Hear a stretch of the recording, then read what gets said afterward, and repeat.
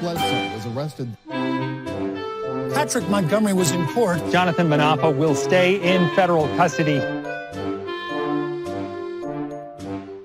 No, I don't take responsibility at all.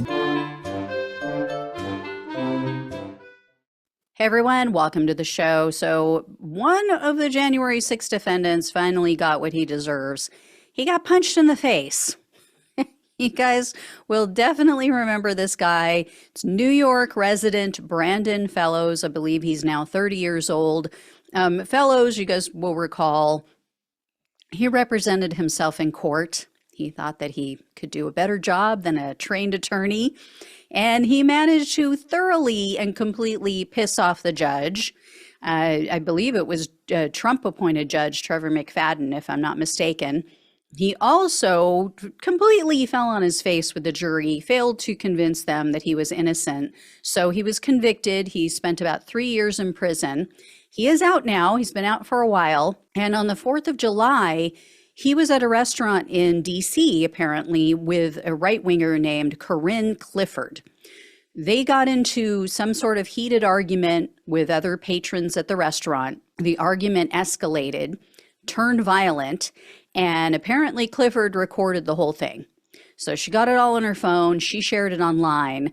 And along with the video, Clifford wrote, quote, "We just got physically attacked on July 4th at the Del Mar restaurant on the wharf in Washington, D.C., because Brandon Fellows was wearing a MAGA hat, and I was talking about how President Donald Trump is winning, and we will all work together to make America great again."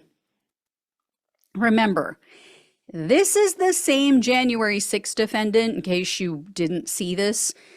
Recently he attended a congressional hearing about COVID, and he was seated in the audience. He was a couple rows back from Dr. Anthony Fauci. So he was on camera, and you could see him on camera mocking Dr. Fauci as Dr. Fauci was tearing up and saying that he and his family had been targeted with death threats. Now, I am not a huge Dr. Fauci fan myself, just, for various reasons, but mostly because of the horrific animal tests that he has performed, that the funding that he's gotten to perform all of these tests on beagles, where they were basically tortured to death. So I'm not a fan of his, but sitting behind someone and mocking them after their life and the life of their family has been threatened, that's just grotesque. And then Fellows also, during the January 6th case, his case, he tried to get the judge thrown out. He tried to get the judge thrown off of the case by illegal means. And he did it once before. He admitted there was a public defender who was given his case initially, was assigned to his case for the January 6th attack. He told that attorney, admitted to her, yeah, I did this before. He basically manipulated a previous case where he was also the defendant, and he got the judge thrown off.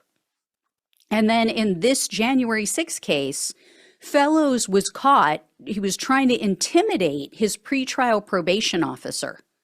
So he somehow got a hold of her mother's phone number, her home phone number, and he called her mother, and he made some very inappropriate comments to her. So they knew it was him. They were able to trace the call back. So yeah, I'm not buying this woman's version of events. If Fellows got popped in the face, I have no doubt he absolutely had it coming and then some. I guarantee you, this is not the first time someone wanted to pop him in the face. It's probably just the first time it actually happened. I mean, this guy has been, in trouble for stalking an ex-girlfriend. She had a restraining order against him. And let me tell you, from experience myself, it's hard to get a restraining order. It really is tough to get a restraining order against someone. You have to show just cause. So, yeah, You have to show up for every hearing. You have to show, documentary evidence. I mean, it's not an easy thing. It's not like you just go, oh, this person is threatening me and the judge hands it to you. So, or this person is stalking me. Anyway, yeah. So there you go. I will let you know if I hear any more. So far, there have been no arrests. I don't know if they've identified the two people. Apparently, it was two guys who hit him and then took off. So we'll see what happens. But again, not going to cry any tears for Mr. Fellows. All right. Thank you all so much for watching and listening. Please like, share, and subscribe. Please donate if you possibly can. Love you all. Take care. Talk with you soon.